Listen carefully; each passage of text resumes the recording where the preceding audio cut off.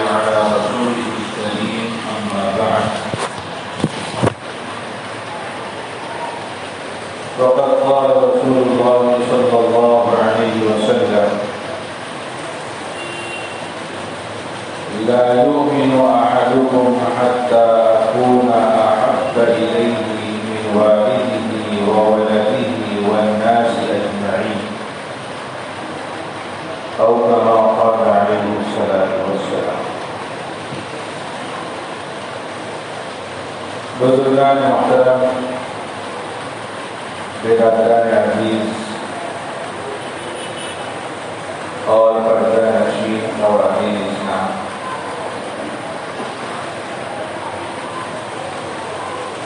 یہ ربیع الاول کا مہینہ ہے۔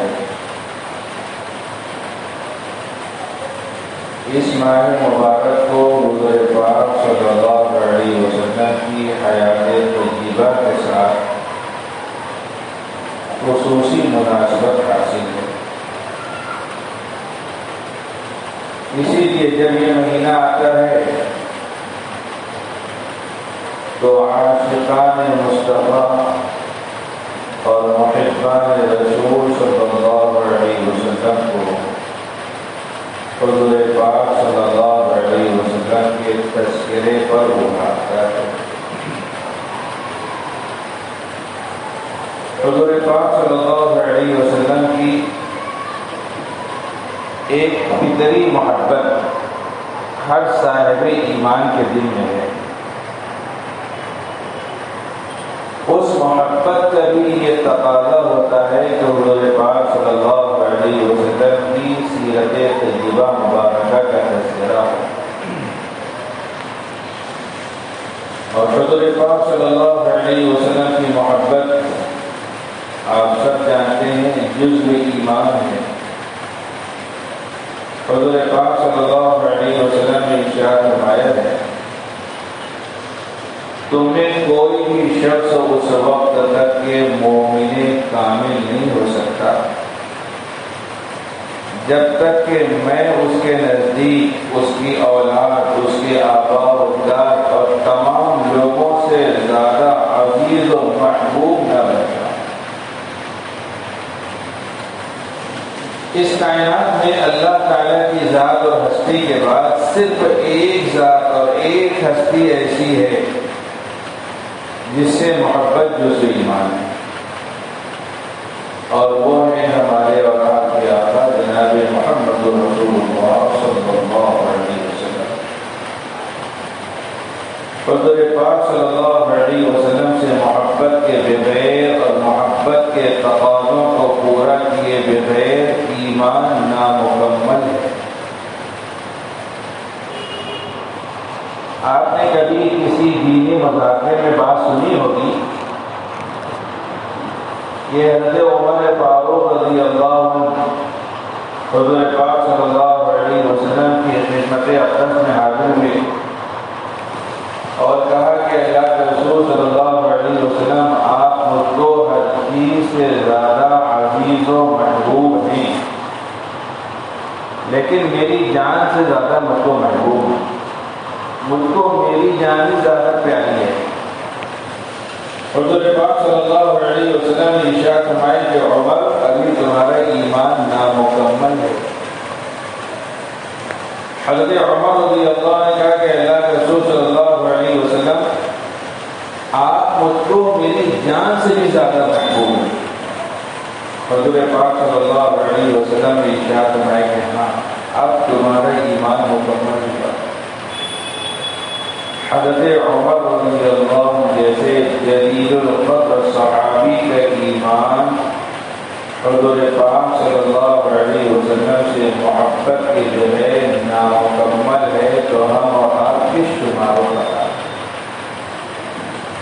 بندہ حضور پاک صلی اللہ علیہ وسلم سے محبت کرتا ہے، محبت کے تقاضوں کو پورا کرتا ہے تو اس کو انعام ملتا ہے۔ حدیث شریف میں ایک صحابی نے حضور پاک صلی اللہ علیہ وسلم کی خدمت میں آ کر کہا کہ اللہ کے رسول صلی اللہ علیہ وسلم متی الساعہ، قیامت کب آئے گی؟ حضور پاک صلی اللہ علیہ وسلم نے پوچھا کہ ما اعددت لها، قیامت کے بارے میں سوال کر رہے ہو، تیاری تمہارے پاس کیا ہے؟ اور صحابی رسول نے کہا کہ میرے پاس زیادہ نفلی نمازیں نہیں ہیں، نفلی روزے نہیں ہیں، نفلی صدقات و خیرات نہیں ہیں، لیکن ایک بات ہے، احب اللہ و رسولہ، میں اللہ اور اس کے رسول سے محبت کرتا ہوں۔ حضور پاک صلی اللہ علیہ وسلم نے ارشاد فرمایا کہ تم کو فکر کرنے کی ضرورت نہیں ہے، انت مع من احببت، تم قیامت میں اس کے ساتھ رہو گے جس سے محبت کرتے ہو، میں جنت میں رہوں گا، تم بھی جنت میں رہو گے، یہ انعام محبت ہے۔ حضور پاک صلی اللہ علیہ وسلم سے سچی پکی محبت کوئی بندہ کرے اور محبت کے تقاضوں کو پورا کرے تو حضور پاک صلی اللہ علیہ وسلم کی معیت و رفاقت اس کو حاصل ہے۔ صحابہ کرام رضوان اللہ تعالی اجمعین نے حضور پاک صلی اللہ علیہ وسلم سے محبت کی جو مثالیں پیش کی ہیں اس کی نظیر نہیں ہے۔ صحابہ کرام نے حضور پاک صلی اللہ علیہ وسلم کی محبت میں جان مال کو تو قربان کیا ہی، حضور پاک صلی اللہ علیہ وسلم کی محبت میں اپنے جذبات کو اور اپنے خواہشات کو بھی قربان کیا۔ بہت ساری اس کی مثالیں ہیں۔ فتح مکہ کا موقع ہے، حضور پاک صلی اللہ علیہ وسلم صحن حرم میں تشریف فرمائے، حضرت ابوبکر صدیق رضی اللہ عنہ اپنے بوڑھے باپ ابو قحافہ کو لے کر آئے۔ وہ بوڑھے تھے، ضعیف تھے، کمزور تھے، آہستہ آہستہ قدموں سے چل رہے تھے۔ حضور پاک صلی اللہ علیہ وسلم نے ارشاد فرمایا کہ ابوبکر تم نے کیوں اپنے بوڑھے باپ کو زحمت دی، میں خود ان سے جا کر ملاقات کر لیتا۔ حضرت ابوبکر صدیق رضی اللہ عنہ نے کہا کہ نہیں، یہ ان کا حق ہے، اپنے پیروں سے چل کر آپ کے پاس آئے۔ حضور پاک صلی اللہ علیہ وسلم نے ان کو اسلام کی دعوت دی، انہوں نے اسلام قبول کر لیا۔ حضور پاک صلی اللہ علیہ وسلم کو بہت خوشی ہوئی۔ حضرت ابوبکر صدیق رضی اللہ عنہ نے محسوس کیا کہ میرے باپ کے مسلمان ہونے سے حضور پاک صلی اللہ علیہ وسلم خوش ہو رہے ہیں۔ حضرت ابوبکر رضی اللہ عنہ نے کہا کہ اللہ کے رسول صلی اللہ علیہ وسلم یہ خوشی کا موقع ہے، لیکن مجھ کو اس سے زیادہ خوشی اس وقت ہوگی جب آپ کے چچا ابو طالب اسلام کا کلمہ پڑھ کر مسلمان ہو جاتے۔ اگر وہ مسلمان ہو جاتے تھے آپ کو اس سے زیادہ خوشی ہوتی، تو آپ کی اس خوشی پر میری یہ خوشی قربان ہوتی۔ صحابہ کرام رضوان اللہ تعالی اجمعین نے صرف نرم بستروں پر اور پھولوں کی سیب پر ہی محبت کا نغمہ نہیں گنگنایا، بلکہ صحابہ کرام رضوان اللہ تعالی اجمعین نے تیر اور تلوار کے سائے میں بھی حضور پاک صلی اللہ علیہ وسلم سے محبت کا ثبوت پیش کیا۔ حضرت زید بن دسنہ رضی اللہ عنہ صحابی ہیں، کفار مشرکین نے ان کو دھوکہ دے کر گرفتار کیا۔ مکہ معظمہ میں ان کے دشمنوں کے ہاتھوں فروخت کر دیا گیا۔ ان کے بارے میں یہ بات طے ہو گئی کہ حدود مکہ کے باہر، حدود حرم کے باہر لے جا کر کے ان کو قتل کر دیا جائے گا۔ قتل کا اعلان ہو گیا۔ قتل کا تماشا دیکھنے کے لیے ایک بڑا بسمہ اکٹھا ہو گیا۔ جب حضرت زید بن دسنہ رضی اللہ عنہ کو قتل کرنے کے لیے لوگ لے جانے لگے تو ابو سفیان جو اس وقت تک کے مسلمان نہیں ہوئے تھے، انہوں نے آگے بڑھ کر کہا کہ زید، اللہ کی قسم دے کر ایک بات پوچھتا ہوں، تم صحیح بتاؤ، کیا تم اس بات کو پسند کرتے ہو کہ اس وقت تم کو تو رہا کر دیا جائے، تم کو چھوڑ دیا جائے اور تمہاری جگہ نعوذ باللہ محمد صلی اللہ علیہ وسلم کو قتل کر دیا جائے؟ اگر حضرت زید بن دسنہ رضی اللہ عنہ ہاں میں جواب دیتے تو کفار مشرکین حضور پاک صلی اللہ علیہ وسلم کا کچھ بگاڑنے نہیں پاتے۔ اور ان کی جان بھی بچ جاتی ہے۔ حضرت زید بن دسنہ رضی اللہ عنہ نے جوش محبت میں آ کر کہا کہ تم میری جگہ میرے محبوب میرے آقا جناب محمد رسول اللہ صلی اللہ علیہ وسلم کو قتل کرنے کی بات کرتے ہو، خدا کی قسم مجھ کو تو اتنا بھی پسند نہیں ہے کہ محمد صلی اللہ علیہ وسلم جہاں ہے وہیں ان کے پیر کے تلوے میں کوئی کانٹا نہیں چلے۔ میں حضور پاک صلی اللہ علیہ وسلم کی اتنی تکلیف بھی پتہ نہیں کر سکتا۔ کسی شاعر نے کیا خوب کہا ہے، حضرت زید بن دسنہ رضی اللہ عنہ کا جواب کہا، وہ بے وقوف اور لذت ایمان سے بے گانے محمد اور محمد کی محبت کو تو کیا جانے، کہاں برداشت دیکھی تو نے شیدائے محمد کی، خلش برداشت کر سکتا نہیں پائے محمد کی صلی اللہ علیہ وسلم۔ عموماً عورتیں سطحیت کی اور مادیت کی دلدادہ ہوتی ہیں، روحانیت اور معنویت سے ان کو زیادہ تعلق نہیں ہوتا، لیکن حضور پاک صلی اللہ علیہ وسلم کی شراب محبت ایسی ہے کہ اس سے جہاں مرد مخمور اور سرشار نظر آتے ہیں وہیں عورتیں بھی یکساں طور پر مخمور اور سرشار نظر آتی ہیں۔ جیسی محبت حضور پاک صلی اللہ علیہ وسلم کی مرد صحابہ کے دلوں میں تھی، ویسے ہی محبت عورتیں جو صحابیات تھی ان کے دلوں میں تھی۔ غزوہ احد کا موقع ہے، اب بہت پھیل گئی کہ حضور پاک صلی اللہ علیہ وسلم شہید کر دیے گئے۔ حضرت مصعب بن عمیر رضی اللہ عنہ کے ہاتھ میں جھنڈا تھا، غزوہ احد میں وہ شہید ہوئے تھے، اور چونکہ شکل صورت میں حضور پاک صلی اللہ علیہ وسلم کے مشابہ تھے، اس لیے لوگوں نے افواہ اڑا دی کہ حضور پاک صلی اللہ علیہ وسلم ہی شہید ہو گئے۔ مدینہ منورہ میں ایک صحابیہ کے کان میں یہ آواز پہنچی، وہ بے چین ہو گئی، بے قرار ہو گئی، اور حضور پاک صلی اللہ علیہ وسلم کا حال معلوم کرنے کے لیے اپنے گھر سے نکلی۔ راستے میں کچھ لوگوں سے ملاقات ہوئی، ان لوگوں نے پہچان کر کہا کہ ارے تم ام عمارہ ہو گیا۔ ام عمارہ صحابیہ کا نام تھا۔ انہوں نے کہا کہ ہاں میں ام عمارہ ہوں۔ کہا کہ تمہارا بیٹا شہید ہو گیا۔ حضرت ام عمارہ رضی اللہ عنہ نے کہا انا للہ و انا الیہ راجعون، لیکن مجھے یہ بتاؤ حضور پاک صلی اللہ علیہ وسلم کا کیا ہے؟ ان لوگوں نے کہا کہ صحیح طور پر معلوم نہیں ہے، الٹی الٹی خبر ہم لوگوں نے بھی سنی ہے کہ حضور پاک صلی اللہ علیہ وسلم شہید ہو گئے۔ بے چینی اور بے قراری میں اور اضافہ ہوا، آگے بڑھی، کچھ لوگوں سے ملاقات ہوئی، انہوں نے کہا کہ ارے ام عمارہ کہاں بھاگی جا رہی ہو، تمہارا بھائی شہید ہو گیا۔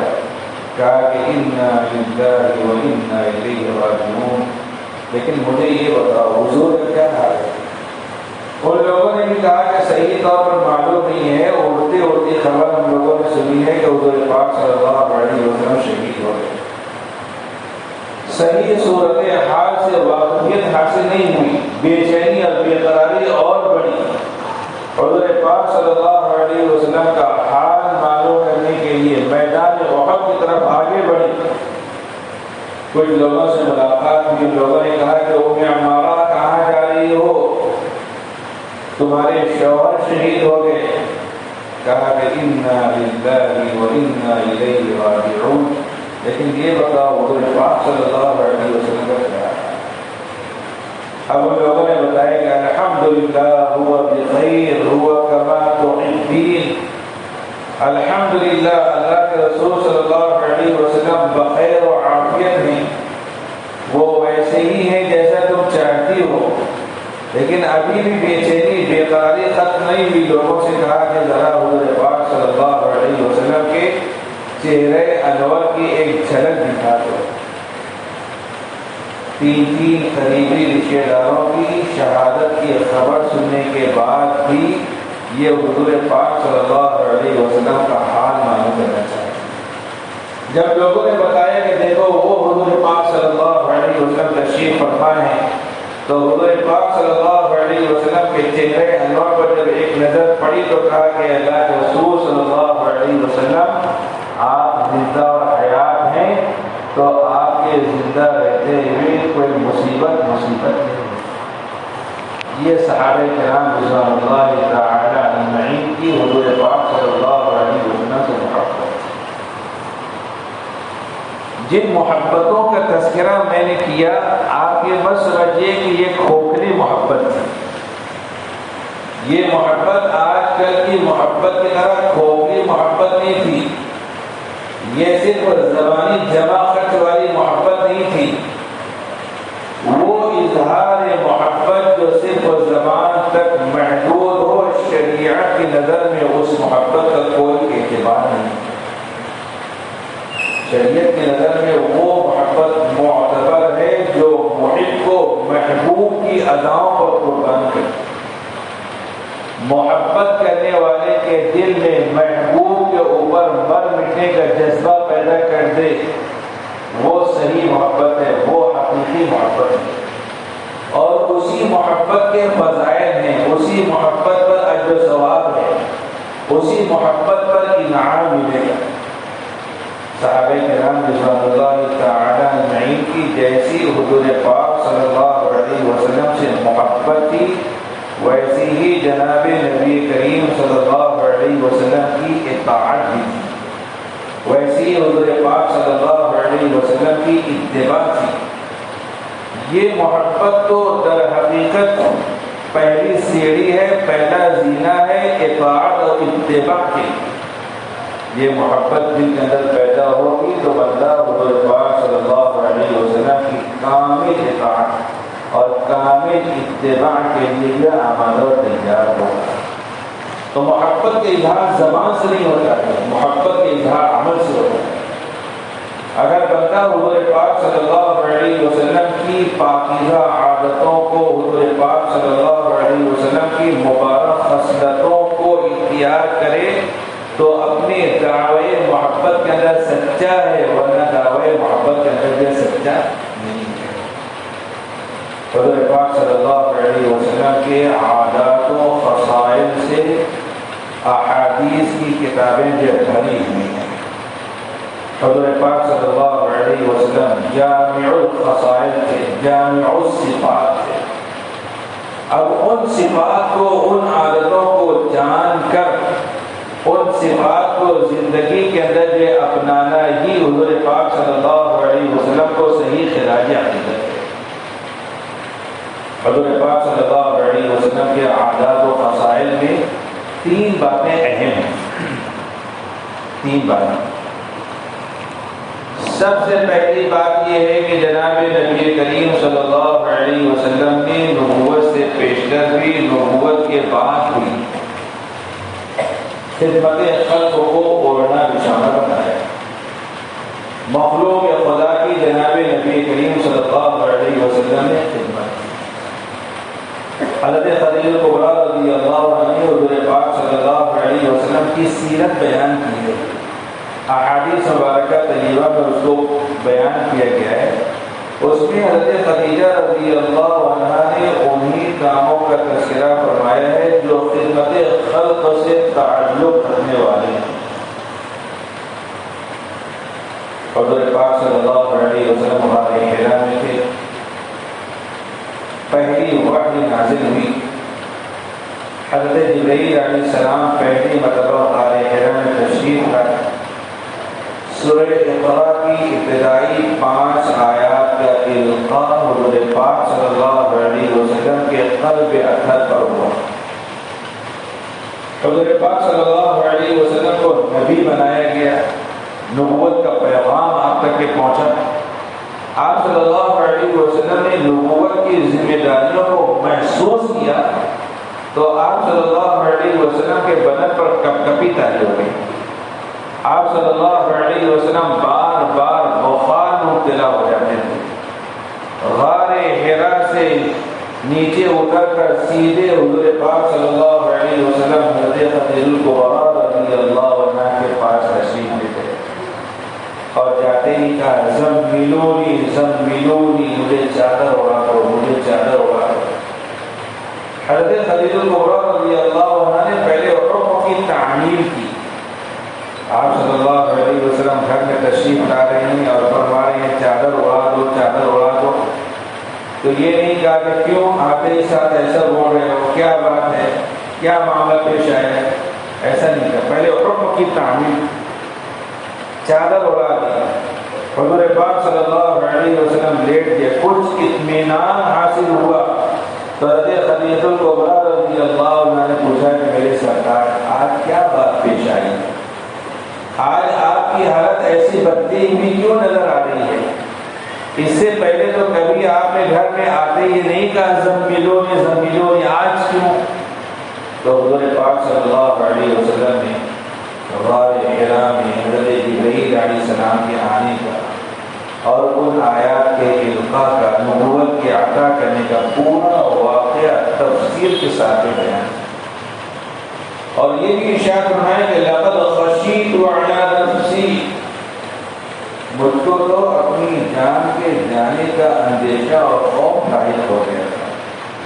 تو حضرت خدیجہ الکبریٰ رضی اللہ عنہا نے حضور پاک صلی اللہ علیہ وسلم کو تسلی دیتے ہوئے آپ صلی اللہ علیہ وسلم کی پاکیزہ صفات کا تذکرہ آپ کے سامنے کیا، کہا کہ کلا واللہ لا یخزیک اللہ ابدا، نہیں ہرگز نہیں، خدا کی قسم اللہ تبارک و تعالیٰ آپ کو ہرگز ہرگز ذلیل اور رسوا نہیں کریں گے۔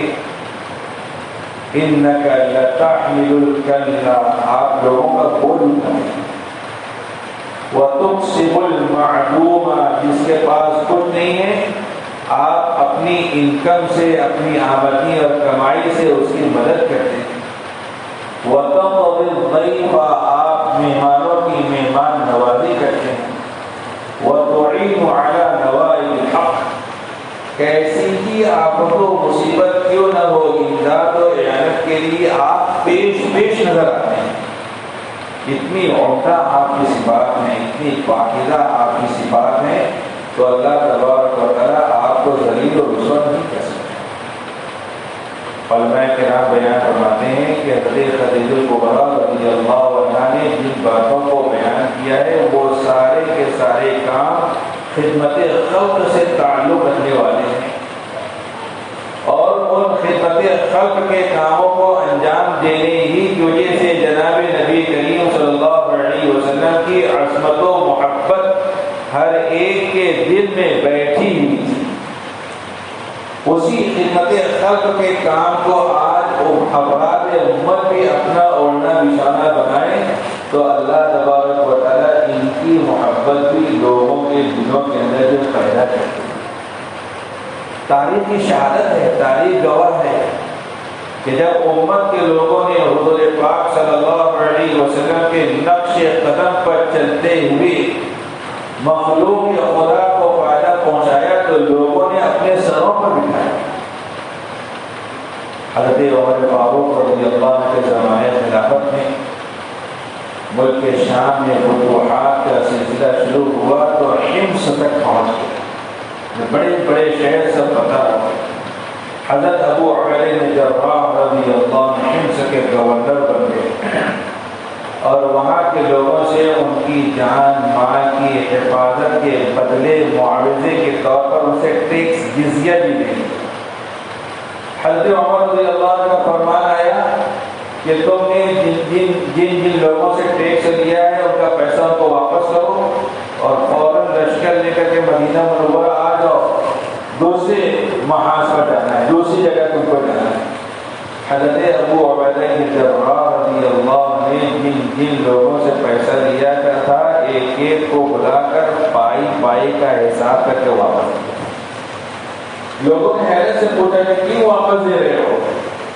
تو حضرت ابو عبیدہ بن جراح رضی اللہ عنہ نے کہا کہ ہم نے یہ پیسہ اس لیے لیا تھا کہ یہاں رہ کر کے تمہاری حفاظت کریں گے، لیکن اب ہم خود یہاں نہیں رہیں گے تو تمہاری حفاظت کس طریقے سے کریں گے، اس لیے ہم تم کو پیسہ واپس دے رہے ہیں۔ تو لکھا ہے تاریخ کی کتابوں میں کہ حمص کے غیر مسلم باشندوں نے مسلمانوں کے پیر پکڑ لیے اور کہا کہ اللہ کے واسطے تم ہم کو چھوڑ کے مت جاؤ، تم بہت اچھے لوگ ہو۔ ہم نے ایسے حکمراں ایسے سربراہ دیکھے ہیں کہ ان کے کتوں کو لقمہ تر ملتا تھا اور رعایت ٹکڑوں کی جو محتاج ہوتی تھی، اس لیے تم ہم کو چھوڑ کے مت جاؤ۔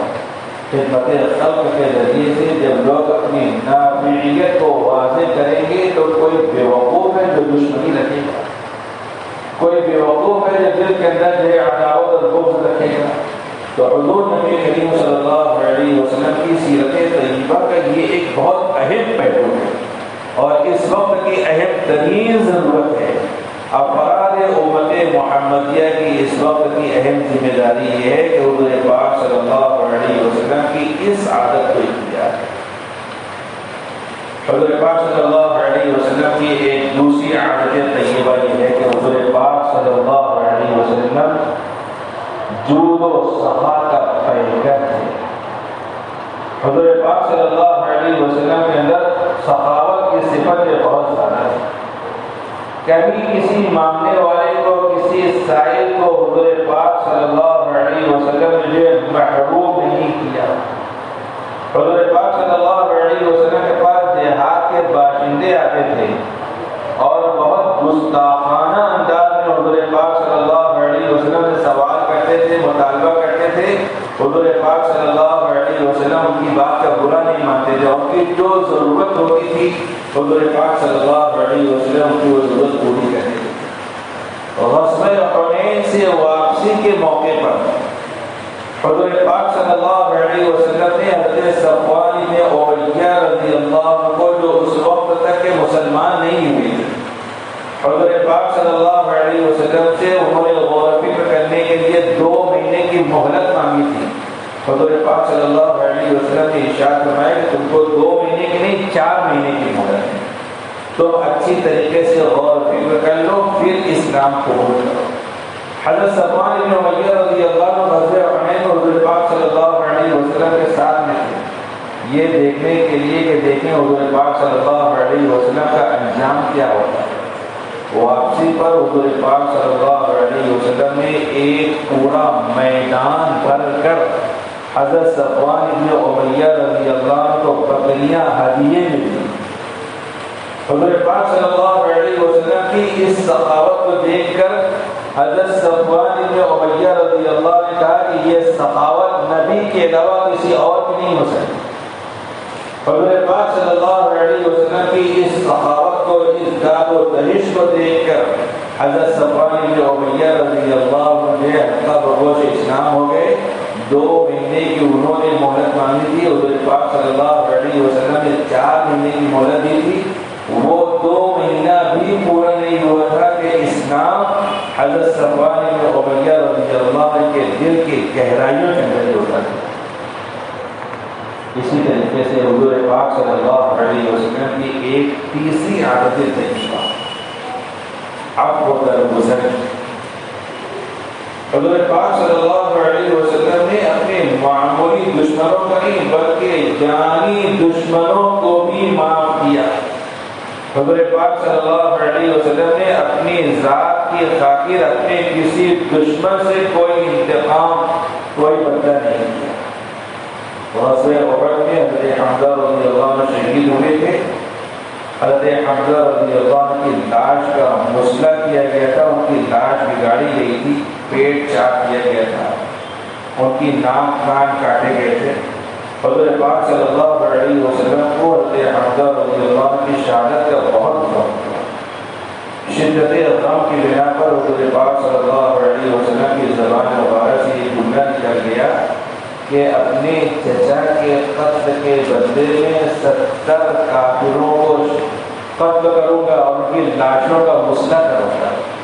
حضور پاک صلی اللہ علیہ وسلم کی یہ بات مزاج شریعت کے خلاف، اس لیے قرآن کریم میں اللہ تعالیٰ نے حکم نازل فرمایا وَإِنْ عَاقَبْتُمْ فَعَاقِبُوا بِمِثْلِ مَا عُوقِبْتُمْ بِهِ، اگر انتقام و بدلہ لینا چاہتے ہو تو جتنا ظلم ہوا ہے ظلم کے بقدر انتقام لے سکتے ہو. ایک جان گئی ہے، ایک جان سے بدلہ لے سکتے ہو. یہ کہنا کہ 70 کافروں کو قتل کروں گا اور ان کی لاش کا مسئلہ کروں گا، یہ ذرا مناسب بات نہیں. وَلَئِن صَبَرْتُمْ لَهُوَ خَيْرٌ لِلصَّابِرِينَ، اور اگر آپ صبر سے کام لو تو یہ صبر کرنے والوں کے لیے اچھی اور بہتر بات ہے. حضور پاک صلی اللہ علیہ وسلم نے سب کو معاف کر کسی سے انتقام و بدلہ نہیں کیا. اس کی اجازت و گنجائش تھی کہ ایک جان کے بدلے میں ایک جان لے تو برابری ہو جائے گی. حضور پاک صلی اللہ علیہ وسلم نے برابری بھی نہیں کی، سب کو بالکلیت طور پر معاف. حضرت وحشی بن حرب رضی اللہ جن کے نیزے سے حضرت حمزہ رضی اللہ عنہ شہید ہوئے تھے، ایک قافلے میں حضور پاک صلی اللہ علیہ وسلم کے پاس آئے اور انہوں نے کہا کہ میں اسلام قبول کرنا چاہتا ہوں. حضور پاک صلی اللہ علیہ وسلم نے ان کو اسلام کا کلمہ پڑھا کر اسلام میں داخل کیا. صحابہ کرام سمجھے کہ شاید حضور پاک صلی اللہ علیہ وسلم نے پہچانا نہیں کہ یہی وحشی ہیں جنہوں نے حضرت حمزہ رضی اللہ عنہ کو نیزہ مارا تھا. صحابہ کرام نے سامنے آ کر کہا کہ اللہ کے رسول صلی اللہ علیہ وسلم یہی تو وحشی ہیں، آپ کے چچا کے قاتل. حضور پاک صلی اللہ علیہ وسلم نے ارشاد فرمایا کہ جانے دو، میرے نزدیک کسی ایک شخص کا مسلمان ہونا 1000 کافروں کے قتل سے اچھا اور بہتر ہے. تو حضور پاک صلی اللہ علیہ وسلم کی خاص عادت عفو درگزر کی. ثمامہ بن اسال رضی اللہ عنہ یمن کے گورنر تھے. حضور پاک صلی اللہ علیہ وسلم کو بہت تکلیف و اذیت پہنچائی. حضور پاک صلی اللہ علیہ وسلم نے اعلان فرما دیا تھا کہ ثمامہ کو زندہ یا مردہ گرفتار کر کے لاؤ. یہ حج عمرہ کرنے کے لیے جا رہے تھے. صحابہ کرام کی ایک جماعت ان کو پکڑ لیا. حضور پاک صلی اللہ علیہ وسلم کے پاس مدینہ منورہ لے کر آ گئے. آپ صلی اللہ علیہ وسلم نے مسجد نبوی کے ایک ستون سے ان کو باندھ دیا. آپ صلی اللہ علیہ وسلم کے پاس آئے اور پوچھا کہ ثمامہ تمہارا میرے بارے میں کیا خیال ہے، کیا معاملہ تمہارے ساتھ میں کروں؟ حضرت ثمامہ رضی اللہ عنہ نے کہا کہ آپ ایک کریم بھائی ہیں اور کریم بھائی سے کرم اور سخاوت ہی کی امید ہے. اور ارشاد فرمایا کہ ان تقتل ذا زمین وان تنعم تنعم علی شاکرین، اگر آپ ان کو قتل کر دیں گے تو کوئی ظلم نہیں کریں گے. ایک ایسے شخص کو قتل کریں گے جو مستحق قتل ہے، اور اگر آپ احسان کریں گے تو آپ ایسے شخص پر احسان کریں گے جو احسان فراموش نہیں کریں گے.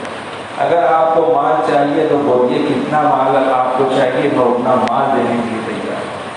حضور پاک صلی اللہ علیہ وسلم نے ویسے ہی رہنے دیا. دوسرے دن پھر حضور پاک صلی اللہ علیہ وسلم تشریف لائے. پھر سوال و جواب ہوا. حضرت ثمامہ نے پھر یہی کہا کہ ان تنعم علی شاکرین وان تقتل ذا زمین. حضور پاک صلی اللہ علیہ وسلم نے دوسرے دن بھی رہنے دیا. تیسرے دن پھر حضور پاک صلی اللہ علیہ وسلم آئے اور پوچھا کہ ثمامہ تمہارا میرے بارے میں کیا خیال ہے؟ کہا کہ آپ کریم بھائی ہیں، کریم بھائی سے کرم ہی کی امید ہے، اور اگر آپ قتل کریں گے تو ایسے شخص کو جو مستحق قتل ہے، اور احسان کریں گے تو ایسے شخص پر احسان کریں گے جو احسان فراموشی نہیں کرے گا. حضور پاک صلی اللہ علیہ وسلم نے 3 دن کے بعد ان کی رسی کھول دی، ان کو رہا کر دیا، چھوڑ جان بخشی کر. جانی دشمن کٹر کافر حضور پاک صلی اللہ علیہ وسلم کے قبضے میں آ گیا. حضور پاک صلی اللہ علیہ وسلم کو انتقام لینے پر قدرت حاصل تھی، قتل کر دینے پر حضور پاک صلی اللہ علیہ وسلم قادر تھے. پھر چھوڑ دیا.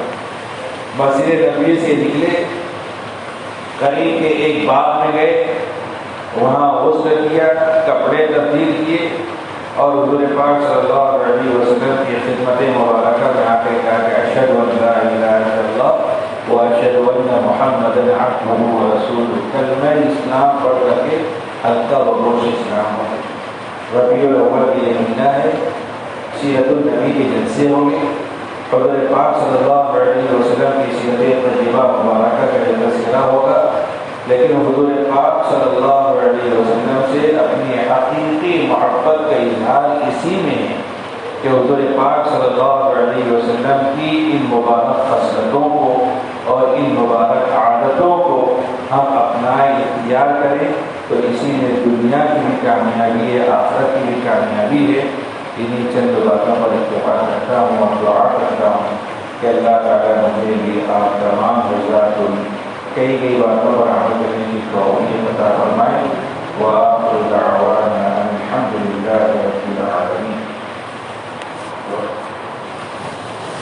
بسم اللہ الرحمن الرحیم. اللهم صل على سيدنا محمد وعلى آل سيدنا محمد وبارك وسلم. ربنا آتنا في الدنيا حسنة وفي الآخرة حسنة وقنا عذاب النار وأدخلنا الجنة مع الأبرار برحمتك يا عزيز يا غفار يا رب العالمين. اے اللہ ہمارے گناہوں کو معاف فرما، اے اللہ ہماری خطاؤں سے درگزر فرما، اے اللہ ہمارے سیئات کو حسنات سے مبدل فرما، اے اللہ گزشتہ کو معاف فرما. آئندہ کے لیے اپنی مرضیات پر چلنے کی ہم سب کو توفیق عطا فرما. اے اللہ ہمارے ایمان کی حفاظت فرما، ایمان پر استقامت نصیب فرما. اے اللہ ایمان پر خاتمہ عطا فرما. اے اللہ مرنے کے بعد کی تمام دشوار نازل آسان فرما. دوزخ کی آگ سے ہماری حفاظت فرما. جنت الفردوس میں بغیر حساب کتاب داخلے کا پروازہ عطا فرما. اے اللہ محشر کی ہولناکی میں اپنے عرش کا سایہ عطا فرما. نامے اعمال سیدھے ہاتھ میں عطا فرما. وزن اعمال کے وقت نیکی کے پردے کو وزنی فرما. اے اللہ حوض کوثر پر نبی اکرم سرکار عالم صلی اللہ علیہ وسلم کے ہاتھوں سے جام کوثر نصیب فرما. اے اللہ اپنی رضا و خوشنودی عطا فرما، اپنی معرفت کا نور عطا فرما. ذکر میں، عبادت میں، تلاوت میں لذت، حلاوت، چاشنی عطا فرما. اے اللہ اپنا صحیح اور قوی تعلق عطا فرما. اپنے محبوب و مقبول بندوں میں شامل فرما. اے اللہ اپنی اطاعت و فرمانبرداری پر قائم رہنے کی توفیق عطا فرما. کفر سے، شرک سے، بدعات و خرافات سے ہماری حفاظت فرما. اے اللہ رسول اللہ صلی اللہ علیہ وسلم کی پاکیزہ سنتوں پر عمل پیرا ہونے کی توفیق عطا فرما. گناہوں، معصیتوں، نافرمانیوں سے عافیت کے ساتھ محفوظ فرما. اے اللہ برے دن سے، بری رات سے، بری بات سے، برے انجام سے، برے خیالات سے، برے تصورات سے، برے وسوسوں سے ہماری حفاظت فرما. اے اللہ پوری دنیا کے مسلمانوں کی جان کی، مال کی، عزت و آبرو کی، دین و ایمان کی حفاظت فرما. اے اللہ پوری دنیا کی مساجد، مدارس، خانقاہوں، درسگاہوں کی حفاظت فرما. اے اللہ اسلام دشمنوں کو ہدایت عطا فرما. ان کے دلوں میں اسلام کی عظمت مسلمانوں کی عقیدت ڈال دے. اے اللہ ان کے ناپاک عزائم و غلط منصوبوں سے سب مسلمانوں کی حفاظت فرما. اے اللہ جو بے قصور مسلم نوجوان اب تک قید و بند کی صعوبتیں برداشت کر رہے ہیں، ان کے لیے باعزت رہائی کا فیصلہ فرما.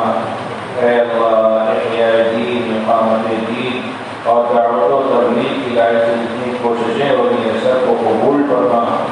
ان کوششوں میں حصہ لینے والوں کے جان میں، مال میں، عمر میں، رزق میں، عزت میں برکت عطا فرما. اے اللہ ہمیں جب ایمان میں تو شفائے کلی عطا فرما.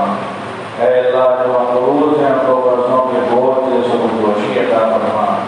اے اللہ جو پریشان حال ہیں ان کی پریشان حالی کو دور فرما. اے اللہ جو بے روزگار ہیں ان کو جائز و حلال روزگار عطا فرما. اے اللہ جو بے اولاد ہیں ان کو نیک و صالح اولاد عطا فرما. اے اللہ جو صاحب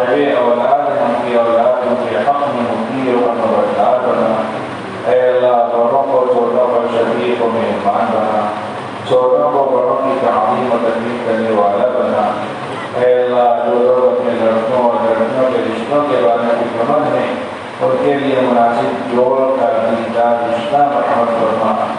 اے اللہ ہمیں سہولت اور عافیت والی زندگی عطا فرما، فتنوں اور آزمائشوں سے ہماری حفاظت فرما۔ اے اللہ ہمارے مشکل کاموں کو آسان فرما۔ اے اللہ ہمارے بگڑے کاموں کو بنا دے۔ اے اللہ ہمارے الجھے کاموں کو سلجھا دے۔ اے اللہ ہماری تمام دعاؤں کو محض اپنے فضل و کرم سے نبی اکرم سرکار دو عالم صلی اللہ علیہ وسلم کے صدقے فضائل قبول فرما۔ وصلی اللہ علی نبی کریم وآلہ وأصحابہ اجمعین برحمتک یا ارحم